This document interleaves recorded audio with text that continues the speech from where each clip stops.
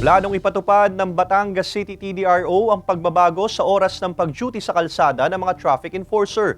Natugon para iwas sakit dahil sa tindi ng init lalo sa mga may pre-existing health condition. Ang detalye sa report ni Paul Hernandez.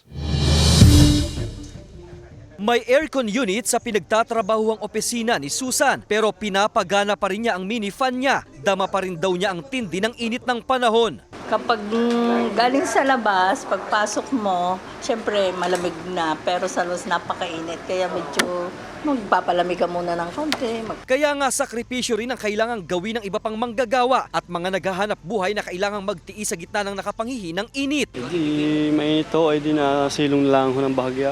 Para? Iwas din ho sa kuwan, sakit ho sa ulong init. Para sa traffic enforcer na si Francisco ng Batangas City Transportation Development and Regulatory Office o TDRO, may mga oras pa rin hindi nakakayanan ng sikat ng araw. Tumataas ang BP ko talaga.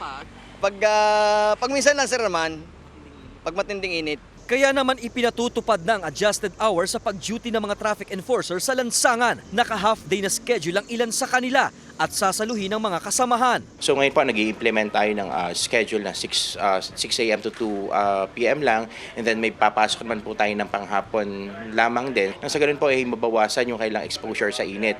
Ayon sa TDRO, binibigyang prioridad ang mga may pre-existing health conditions na empleyado gaya ng hypertension. Traffic enforcers na may edad na, yung may mga comorbidities, nang sa ganun po ay hindi sila ma-expose sa sobrang init at maiwasan natin yung iba't ibang sakit gaya ng heat stroke. Pinapayagan ang pagsilong sa mga lugar na hindi babad sa initan, pero dapat daw ay nakikita pa rin ng enforcer ang daloy ng trapiko sa kakalsadahan.